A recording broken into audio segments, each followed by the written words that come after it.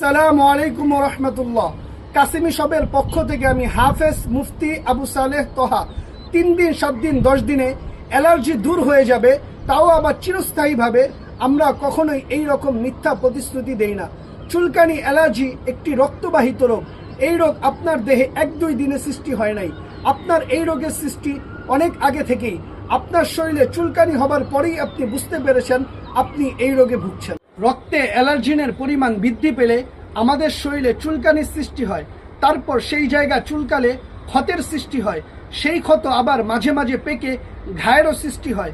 কিছু কিছু ঔষধ আছে, তা সেবন করলে শরীরের ক্ষত বা চুলকানি সাময়িক সময়ের জন্য ভালো হয়, কিন্তু রক্তের অ্যালার্জিনের কোনো পরিবর্তন হয় না।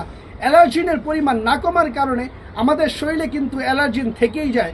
তাই আপনি যদি কোনোভাবে আপনার রক্তের অ্যালার্জিনের পরিমাণ কমাতে পারেন, তাহলে আপনার শরীর থেকে চুলকানি এমনিতেই কমে যাবে। প্রকৃতিতে আল্লাহ তাআলা এমন কিছু গাছগাছালি দিয়েছেন যেই সমস্ত গাছগাছালি রক্তের অ্যালার্জিনের পরিমাণ কমাতে সাহায্য করে।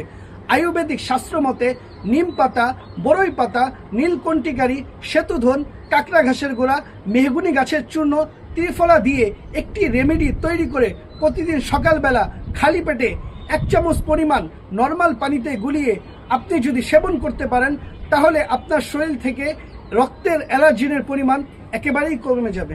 করে আপনারা ঘরে বসেই নিজে নিজে এই রেমেডিটি তৈরি করে সেবন করতে পারেন। আর না পারলে আমাদের থেকে অর্ডার করতে পারেন এই অ্যালার্জি বিনাশ রেমেডি পাউডারটি।